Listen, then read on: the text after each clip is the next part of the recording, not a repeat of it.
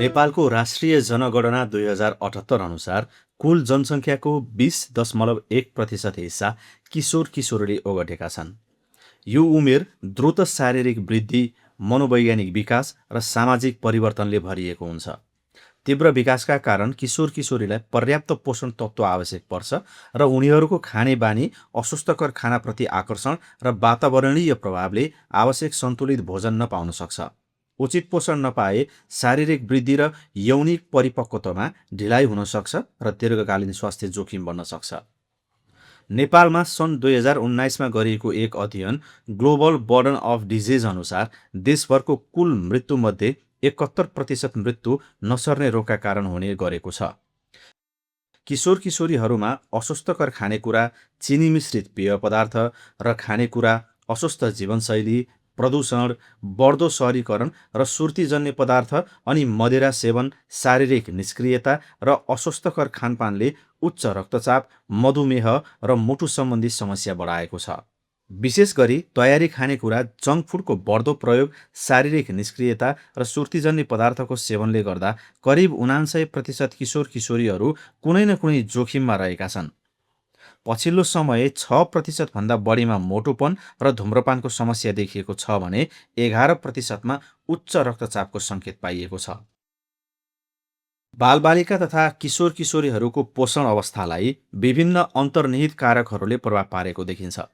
मुख्य रूपमा खानामा विविधताको कमी र पर्याप्त मात्रामा पोषिलो खानेकुराको उपभोग नगर्दा आहारको गुणस्तर कमजोर हुनु कुपोषणको एउटा प्रमुख कारण हो। यसका साथै विभिन्न प्रकारका सङ्क्रमणहरू, किशोर किशोरी मैत्री स्वास्थ्य सेवाको पर्याप्त उपलब्धता नहुनु र विद्यालय स्वास्थ्य तथा पोषण कार्यक्रमहरूमा उनीहरूको न्यून सहभागिताले गर्दा पोषणको स्थितिमा नकारात्मक असर परिरहेको छ।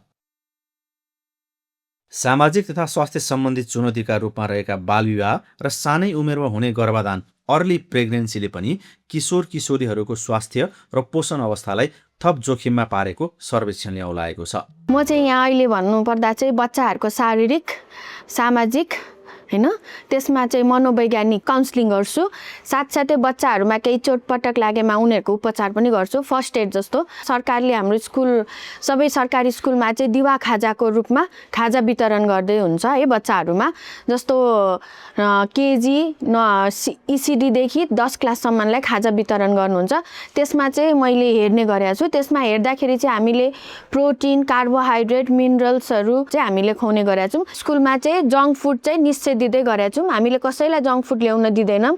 साथसाथै टिचरहरूले पनि खानुहुन्न जङ्क फुड स्कुलमा। त्यसैले यही कुरालाई ध्यानमा राख्दै नेपाल सरकार तथा स्थानीय सरकार मिलेर बालबालिकाहरूलाई सामुदायिक विद्यालयमै पोषणयुक्त खानेकुराको व्यवस्था गरेको छ। स्वस्थ र सन्तुलित खानाको थाली, द ब्यालेन्स प्लेट, स्वास्थ्यकर जीवनका लागि अत्यन्त महत्त्वपूर्ण अवधारणा हो। स्वस्थ थालीमा विभिन्न पोषक तत्त्वहरूको सन्तुलित मिश्रण हुनु आवश्यक छ।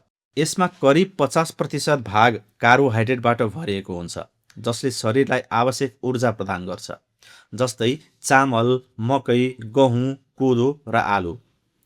त्यसै गरी करिब 30% भाग प्रोटिनयुक्त खाद्य पदार्थहरूबाट लिनुपर्छ, जसले शरीरको वृद्धि र विकासमा सहयोग पुर्याउँछ, जस्तै दाल, गेडागुडी, माछा, मासु, अन्डा र दुध।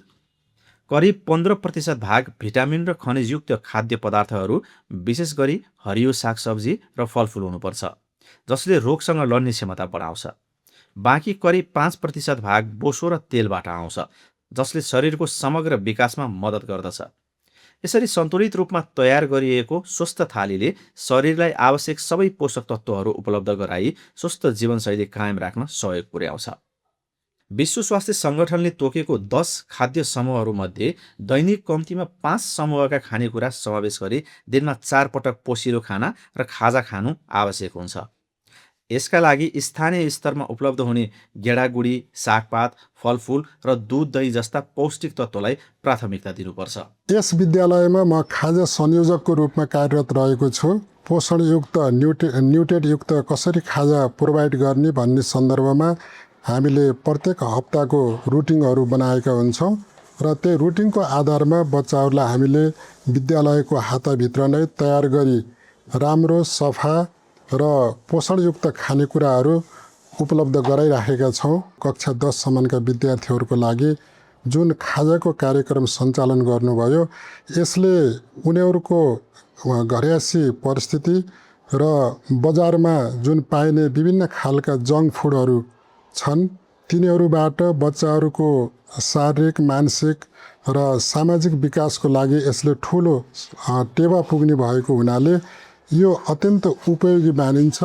पोषणको प्रत्यक्ष सम्बन्ध सरसफाइ र स्वच्छतासँग हुने भएकाले खाना खानु अघि र दिशा गरिसकेपछि साबुन पानीले मिची मिची हात धुने, दैनिक 8 गिलास शुद्धिकरण गरिएको पानी पिउने र महिनावारीको समयमा विशेष सरसफाइमा ध्यान दिनु उत्तिकै जरुरी छ। किशोर किशोरीको पोषण अवस्था थाहा पाउन नियमित तौल र उचाइ मापन गरी लेखाजोखा राख्नु पर्दछ। अत्याधिक चिल्लो, नुन वा चिनी भएका अति प्रशोधित अस्वस्थकर खानाहरूलाई पूर्ण रूपमा निरुत्साहित गर्नुपर्दछ, किनभने यस्ता खानाले मोटोपना बढाउने र सूक्ष्म पोषक तत्त्वको कमी गराउँछन्। विद्यालय स्वास्थ्य तथा पोषण कार्यक्रम अन्तर्गत किशोर किशोरीहरूको स्वास्थ्य सुधारका लागि विभिन्न कार्यक्रमहरू सञ्चालन गरिन्छ। जुका सङ्क्रमण नियन्त्रणका लागि विद्यालय जाने किशोर किशोरीहरूलाई निजी, सामुदायिक तथा सरकारी विद्यालयहरूमा प्रत्येक वर्ष जेठ र मङ्सिर महिनाको पहिलो हप्तामा अर्धवार्षिक रूपमा जुकाको औषधि अल्बेन्डाजोल 400 मिलिग्राम एक मात्रा खुवाउने व्यवस्था गरिएको छ। त्यसै गरी रक्त अल्पत्ता एनिमिया रोकथामका लागि हप्तामा एक पटक आइरन फोलिक एसिड चके 60 मिलिग्राम आइरन र 400 माइक्रोग्राम फोलिक एसिड खुवाइन्छ, जुन श्रावणदेखि असोजसम्म पहिलो चरणमा 13 हप्ता र माघदेखि चैतसम्म दोस्रो चरणमा 13 हप्ता सञ्चालन गरिन्छ। विद्यालय नजाने किशोरीहरूलाई समेत समुदाय, ओडा तथा स्वास्थ्य संस्था मार्फत यी सेवाहरू उपलब्ध गराइन्छ। आइरन फोलिक एसिड वितरणसँगै विशेष गरी जङ्क फुडको बढी सेवनलाई सम्बोधन गर्ने उद्देश्यका साथ पोषण शिक्षा पनि प्रदान गरिन्छ।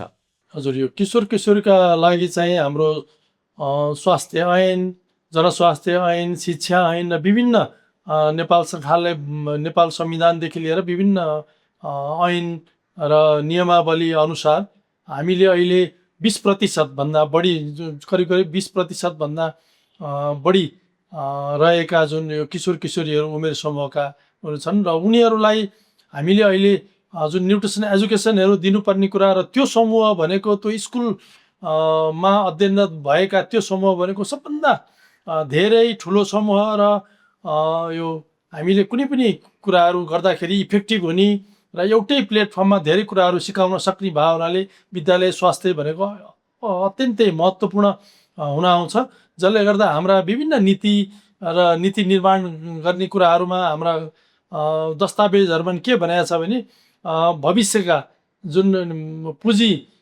निर्माण गर्ने जुन सिलसिलामा पनि त्यो उमेर समूह भनेको हामीले हामीले समेट्नुपर्ने उमेर समूह र पोषणकै सन्दर्भमा कुराकानी यदि गर्ने हो भने पनि यो यदि पोषणको कमी भयो वा बढी भयो भने पनि यसले चाहिँ यो इन्टरजेनेरेसन साइकल अफ द मालन्युट्रिसन भन्छ, कुपोषणको जुन इन्टरजेनेरेसनल साइकलले गर्दाखेरि विभिन्न इकोनोमिक अपलिफ्टमेन्टहरू, इकोनोमिक चाहिँ वृद्धिहरू, ओभरअल जुन देशको चाहिँ विकास हुने कुरा र अहिले पनि मैले भने मानव पुँजीको निर्माण हुने कुरामा यसले ठुलो महत्त्व राख्दछ। यस अर्थमा यो अर्थले पनि यस अर्थमा पनि स्वास्थ्य तथा जनसङ्ख्या मन्त्रालयले विद्यालय स्वास्थ्य शिक्षा कार्यक्रम के अरे माइक्रोन्युट्रिएन्ट सप्लिमेन्टेसन, जुकाको औषधि र आइरन अथवा एनिमियालाई कन्ट्रोल गर्नका लागि चाहिँ आइरन फोलिक एसिड र न्युट्रिसन एजुकेसनहरू, मेन्टल हेल्थ र सब्सटेन्स एब्युजको बारेमा पनि विभिन्न कार्यक्रमहरू र विभिन्न खोपका कार्यक्रमहरू र जुन स्वास्थ्य सम्बन्धी स्वास्थ्य सरसफाइ र वास सम्बन्धी विभिन्न एक्टिभिटीहरू चाहिँ एकीकृत रूपमा चाहिँ लगिरहेको र विभिन्न कार्यक्रमहरू सञ्चालन गरिरहेको कुरा जानकारी गराउन चाहन्छु। नेपालमा कुपोषण किशोर किशोरीमा ठुलो जनस्वास्थ्यको समस्याको रूपमा देखिएको छ। विशेष गरेर पुड्केपन हेर्दाखेरि 22% किशोर किशोरीहरूमा पुड्केपन देखिन्छ भने 5% किशोर किशोरीमा ख्याउटेपनको पनि समस्या देखिन्छ। सँगसँगै आजकल हेर्दाखेरि के छ भने जस्ट ख्याउटेपन पुड्केपन मात्रै होइन कि ओभरवेट र ओबेसिटी पनि बढ्दै गएको देखिन्छ। लगभग 5% किशोर किशोरीहरूमा ओभरवेट र ओबेसिटीको पनि समस्या छ। नेपालमा कुपोषण किशोर-किशोरीमा एउटा जनस्वास्थ्य समस्याको रूपमा देखिएको छ। लगभग 25% किशोर-किशोरीहरू 2016मा चाहिँ नि पुड्को थिए भने 2022मा आउँदाखेरि 22% मा झरेको छ। यसमा केही सुधार त भएको छ, तर पनि ख्याउटेपनको समस्या चाहिँ नि 5% मा देखिनु, त्यस्तै किसिमले बढी तौलको समस्या 6% मा देखिनु, सँगसँगै चाहिँ नि एनिमियाको चाहिँ नि समस्या चाहिँ नि 39% मा देखिनु एउटा निकै जटिल अवस्था हो किशोर-किशोरीहरूको लागि। सँगसँगै यो सुगर स्विटेन बिट जो चिनीजन्य खाने किशोर-किशोरीको सङ्ख्या 64% छ। यो अत्यन्त चिन्ताजनक स्थिति हो र यसमा चाहिँ यसको लागि चाहिँ नि किशोर-किशोरीले आफ्नो खानेपानी आहार विहारमा चाहिँ नि सुधार गर्न अत्यन्त जरुरी छ। तसर्थ जङ्क फुड र अस्वस्थ जीवनशैलीलाई त्याग्दै स्थानीय स्तरमा उपलब्ध पोषिलो खाना खाऊँ र विद्यालय स्वास्थ्य कार्यक्रमहरूमा सक्रिय सहभागी बनौँ। किशोर किशोरीहरूको पोषणमा आज गरिने लगानीले नै भोलिको स्वस्थ, सबल र समृद्ध नेपालको निर्माण गर्नेछ।